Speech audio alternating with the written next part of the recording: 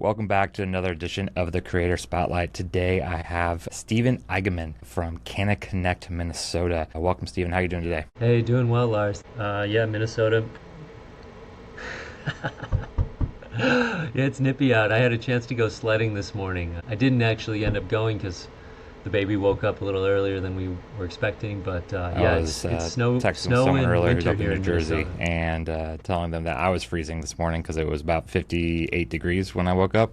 So, no, chilly's a relative term around here. Yes. You've hosted quite a few cannabis Sweatshirt events weather. in Minnesota, and I believe it's almost more than anyone else has. What drives your passion for bringing the cannabis community together? I like the organic nature of connection, and I'm also driven to work in startups, new industries, and bring new information to people. I really enjoy putting people on, and CannaConnect has served as a platform for brands and consumers to meet each other, get to know each other, connect with one another as well, brand to brand. And we've put on some really unique events. We've had a great climate to do it.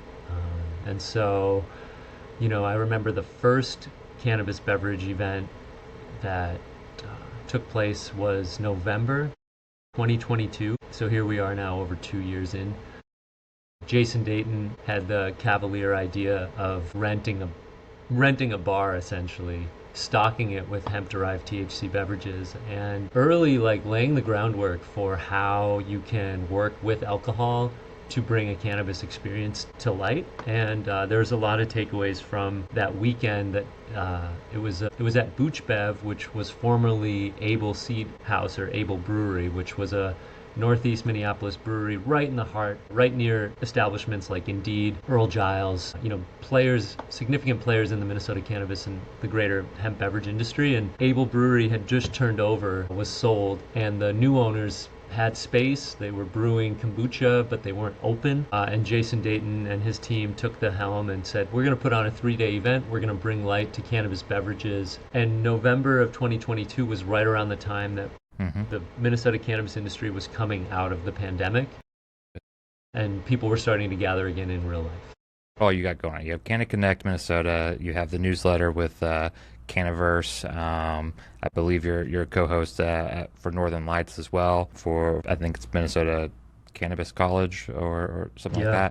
that. So kind of walk us through what all you got going on and Yeah, things like shout out that. to Tanner. Yeah, sure. So, I Hmm. mean, 2019, it all started with Clean Green Media. And so I was part time taking on media projects in Minnesota with a focus on food and farms, cannabis related, or at that time, we weren't really calling it cannabis. We were referring to everything as hemp, and it was CBD. And 2019 was the year that I got connected to the Minnesota cannabis industry through the Minnesota Hemp Association, which had a team, gosh, talk about a glory team of like board members, from John Dugas to Zach Rohr to Stephen Brown to Jason Tarasek to, folks that are no longer in the industry to, the one woman on the board, Bridget Pinder from Grounded Gardens. So we're talking about like a large group of leadership with a little bit of experience. A lot of big ideas, not a lot of cannabis leadership or cannabis Hmm. experience. So 2019, I formed an LLC, Clean Green Media, and every year it's taken a little bit of a different shape. We managed through the pandemic, and we came out of the pandemic, and we've been doing we developed the CannaConnect brand in April. I'm sorry, we launched in April, but developed it in January of 23. So about 2 months after that hemp beverage event that took place, I repurposed, it's a long story, but Canna.mn started in 2019, and I was putting in sweat equity type blogging and social media and trying to put more people on to the hemp industry in Minnesota. And that was a Vice like, never got the content flow needed, but it was news and events or news media and events in the Minnesota cannabis industry, started by the Zach Robbins, who was served as general counsel to the Minnesota Hemp Association. Minnesota Hemp Association no longer a working group. It's transitioned. Stephen Brown has led it into the Minnesota Cannabis Association.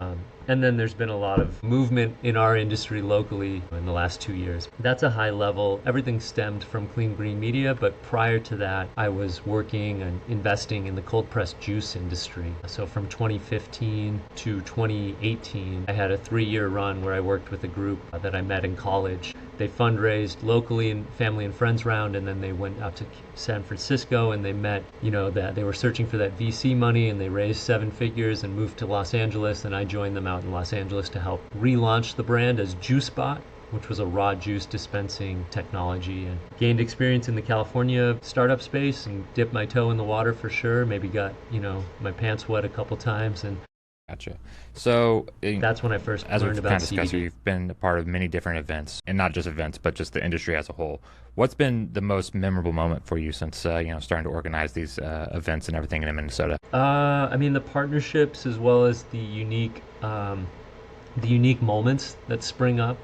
CannaConnect 2, July 29th, 2023. So days before Minnesota legalization, we had low dose beverages, but we didn't have open, home grow and things like that. So that event was pretty major. We had over 300 people show up, 20 plus brands. Jesse Ventura spoke, and afterwards he made the announcement that he was launching a hemp brand for the very first time. A governor was entering the cannabis space openly. So that's a moment that stood out. In 3rd grade, I got to go on a field trip and I wore a t-shirt that said, "My governor can beat up your governor." So the nostalgia with Jesse Ventura is pretty remarkable. Beyond that, we've done partnerships with Stores and Bickle.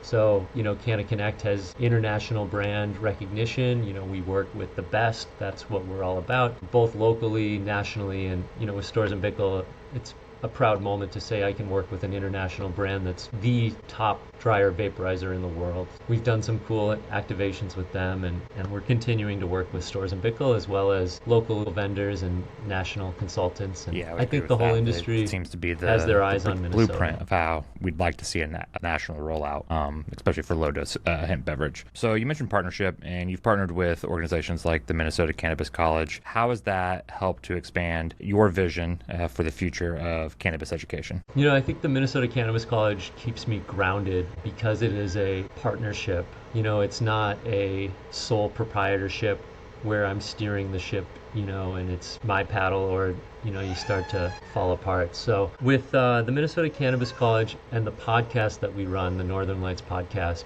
new episodes every Tuesday, it has that balance that's necessary to really grow and stay focused. And when you're rooted in education, you're bringing people the news and you're covering the news, and you're in long form conversations, you're able to say, I see this side as well as this side. And I think podcasting has also helped me just appreciate what content is really useful versus like what content we see on social media platforms like Meta, even LinkedIn. But there's also a certain amount of responsibility that makes podcasting more challenging, or working with a nonprofit more challenging, because you have to stay informed. You don't want to show up on camera for an hour and have no idea what's going on. In previous conversations that I listened to while preparing for this, and then earlier in this conversation, you kind of alluded to it, but you've mentioned connecting people is your greatest gift. So how do you create environments where those meaningful connections can happen? Yeah, I think the space is really important. Venue matters. Early on, we were doing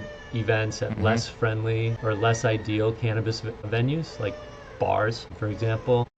Also your vendor matters. And so I'd say my greatest gift is probably curation, more than what you had mentioned just earlier, which I appreciate. It was a good stab, but I've settled on curation because it's venue, it's brands, it's outreach to the community. And that's always, for me, that's the hardest part, is like having a legitimate voice in the outreach. And I think there's folks out there that do it better than I do. And I think you have taken a tremendous amount of effort to reach out and continue to share perspective and put people on.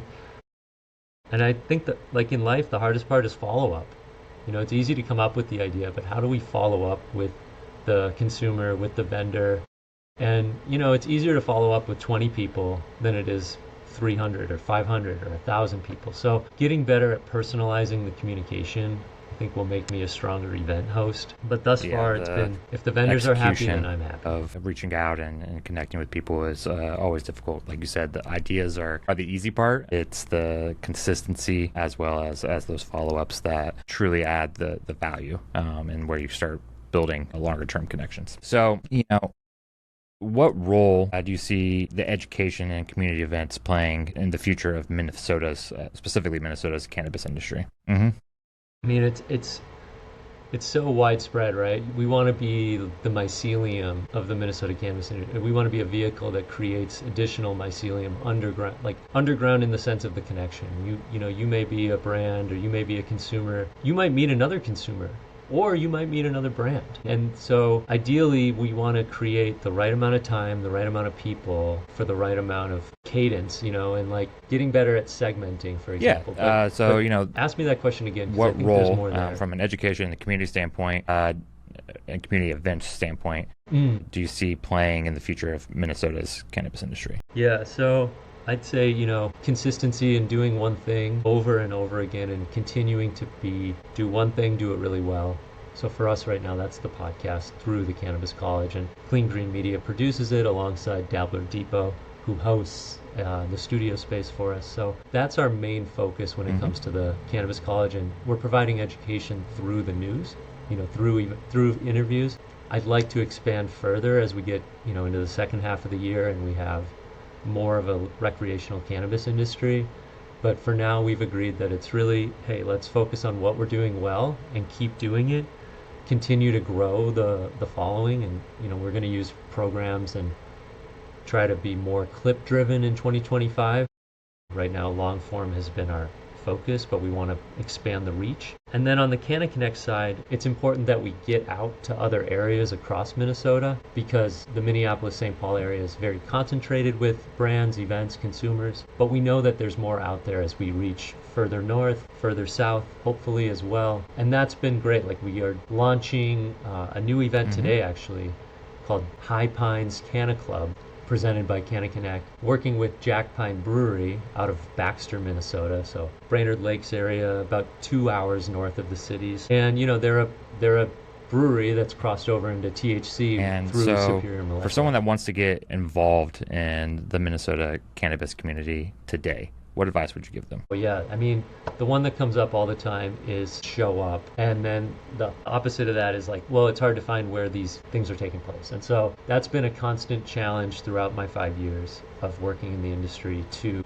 make it easy for people to find cannabis events. And yeah, we can talk about all the challenges around, the web and social media and how it's flagged. But also, when I first started looking for this, it was hosted on meetup.com. Elder millennial putting on these events, or, Zach at the time was, I think, he's just a few years older than I am. And so I was like, why aren't we on Instagram? There was an Instagram profile, he was letting it grow organically, and then, I think it's about, making it easier for people to find it, but then also making it more inviting. And we could probably riff on how inviting it is to just take a 12-ounce can at 5 or 10 milligrams and sip on that as an entry point into cannabis. And so we're in 2025, we're just going to keep expanding on what has worked thus far. And so, I'm not afraid to give flowers where flowers are due. So, Earl Giles has developed a Canna Club, and that was off, I would say the run that I had at the Wilderness, which is a venue in Minnesota where we hosted CannaConnect expos, 3 of them that did really well. And then by December, there was a Canna Club that was an every Wednesday, like a speakeasy sort of. I've actually never been to Minnesota. Upstairs. Period. Nice. Have you ever been? Have you been to the? You Yeah, haven't been yet. I was. Okay. Yeah, I actually didn't see had my that. wedding The reception. It was the Alliance. one, yeah. one weekend of the whole summer that I had plans. Really? Thank you. Appreciate that. Congrats. Oh man. Well, you were missed, Lars. Mm-hmm. So Earl Giles is a weekly meetup, right? And so I've tried to take what's worked in Minneapolis and bring that to Brainerd, which is a touristy area, balloons in the summertime, lots of cabin culture, bar scene, things where, a THC as an alternative would be welcomed, but they're a little more hesitant, a little less progressive in parts of the North Woods. So it's sort of a secondary market for us, but, as we cross over into 2025 and look back at 2024, the tribal dispensaries are primarily all in the northern area. So where you can actually get recreational cannabis corresponds to that central to northern Minnesota area. So it makes sense to have cannabis events, and so that's what we're banking on is more Yeah. So cannabis you events, said more opportunities to work with that tribal getting the word out dispensaries. around the events can be difficult. Is that something you publish in the newsletter as well? Yes, absolutely. So we're starting Hmm. a new Okay. or an additional leg of the newsletter that will be event focused. And right, when we set out to Beehive, and I have to give you props for putting me on the Beehive, Shoot. my partner didn't use your affiliate link, so I'm disappointed, but I'll come clean to you on that, and I'll send you a Venmo. And the Beehive opportunity, I think it's a really cool platform. We've been just testing it for the last 4 months under the free membership, and now we're going to scale and increase our email base, partner, get the email sponsored. We've got a ton of things coming with that, and so we're thinking, well, let's add another cadence where it's just event focused and we can just be in people's inbox. And I'm still working on that, but our newsletter will drop, probably by the time this comes out, and then we'll be adding Are you familiar to with with Jason an events Raposa's portion as well. newsletter that he does? It's all events focused, but it's national. Yeah. Oh, I So haven't seen that. Jason No, I've Raposa heard is the that name. founder Maybe I've seen of it on LinkedIn. I Goodfields. don't follow the. So they Okay. have a regulated product in the Massachusetts market. Well, I think it's the whole Northeast, but then they also have a hemp uh, seltzer as well. Uh, Okay. yeah, so he does that. I think they come out every Monday, if I'm not Okay. mistaken. Calls it Jason Highlights. So you can check that out. Just kind of get a Okay. feel for how he puts it out there and see if that works for you guys in Minnesota. And then Yeah. like I've mentioned before, I've never actually been to Thanks. Minnesota. I'd like to come sometime this summer when it's not as cold as it is right now, and do a bit of a like a pod 21 tour. right now, man. Just because there's so many people up there. My co-host for the podcast, David Gonzalez, is up in Minnesota as well. So coming up and just love to like hang out for a week and basically do like 20 shows, either these spotlights for the newsletter as well as the podcast Right. for Free Spirits. So Yeah, you should come up. Well, it's only going to be a little bit warmer, but if right now, if I were to tell you a week to come up, I would say come up February 28th and then stay for that whole week.